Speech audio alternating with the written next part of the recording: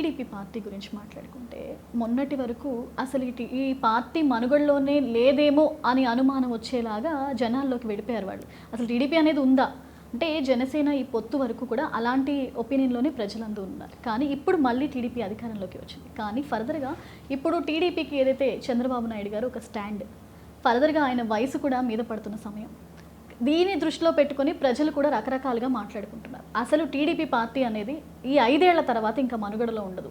ఇంకా వస్తే మేబీ జనసేన రావచ్చు, ఆర్ మళ్ళీ ఇంకొక పార్టీ రావచ్చు. కానీ టీడీపీకి మనుగడ ఉండదేమో చంద్రబాబు నాయుడు గారి తర్వాత. కానీ అసలు టీడీపీ పార్టీ పరిస్థితి ఏంటంటే, అమ్మ ఒకటి చెప్తాను చూడండి. ఇప్పుడు ఆయన ప్రమాణ స్వీకారం చేశారు.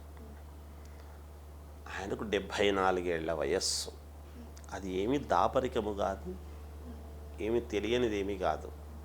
చంద్రబాబు నాయుడు గారి యొక్క జాతక ప్రకారముగా ఒక్కసారి చూసుకున్నట్టయితే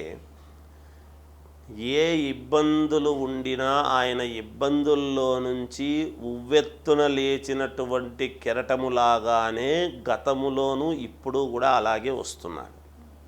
చంద్రబాబు నాయుడు గారు ఒక మహర్జాతకుడు. ఎన్ని మాట్లాడినా మహర్జాతకము అని అందరి జాతకాల్లోనూ రాజకీయాల్లో ఉండే ప్రతి వాళ్ళను మనం అనలేము. ఇప్పుడు మహర్జాతకము అని ఎందుకంటాము అంటే చంద్రబాబు నాయుడు గారికి కలిగినన్ని ఇబ్బందులు కానీ చంద్రబాబు నాయుడు గారు తన స్వయం కృషితో పట్టుదలగా ముందుకొచ్చినటువంటి విధానాన్ని కానీ చూసినప్పుడు అర్థమవుతుంది చంద్రబాబు నాయుడు గారి యొక్క ఇది ఏమిటి అని.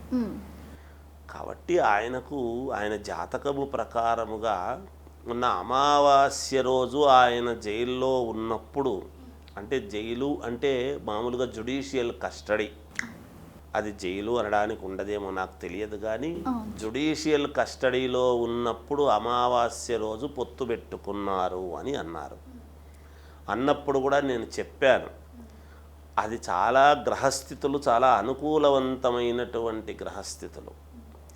ఇప్పుడు మనకు వెలుగు రావాలి, పౌర్ణమి రావాలి అంటే అమావాస్య పోతేనే వెలుగు వస్తుంది. అదే ఆనాడు అమావాస్యకు పెట్టుకున్నటువంటి అలయన్సు ఇవాళ నిండు పౌర్ణమిలాగా చంద్రోదయం అని అంటున్నటువంటి కారణమే అది. పవన్ కళ్యాణ్ గారి యొక్క జాతకం ప్రకారము, చంద్రబాబు నాయుడు గారి యొక్క జాతక ప్రకారము రెండూ మనము సమన్వయమై చూసినప్పుడు చాలా వరకు ఇద్దరికీ అనుకూలవంతమైనటువంటి ఇది ఉన్నది.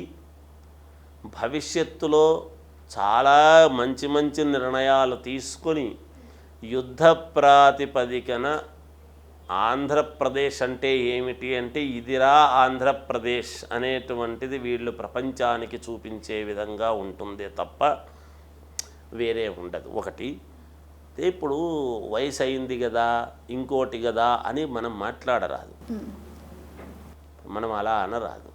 ఇప్పుడు వయస్సు ఉండి ఏమీ చేయలేక ఇంట్లో ఉన్న వాళ్ళ పరిస్థితి ఏమిటి?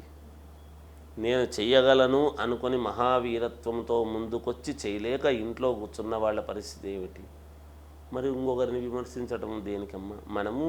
మనం చెప్పినప్పుడు ఆయన వయస్సు గురించి, ఆయన ఈ రోజుకు ఆయన 40-50 ఏళ్ల వయసులో ఉండేటువంటి వాళ్ళు ఎంత ఇదిగా పరిగెడతారో అంతకంటే ఇంకా బాగా స్టేజీ మీద ఆయన చాలా యాక్టివ్గా తిరుగుతున్నారు.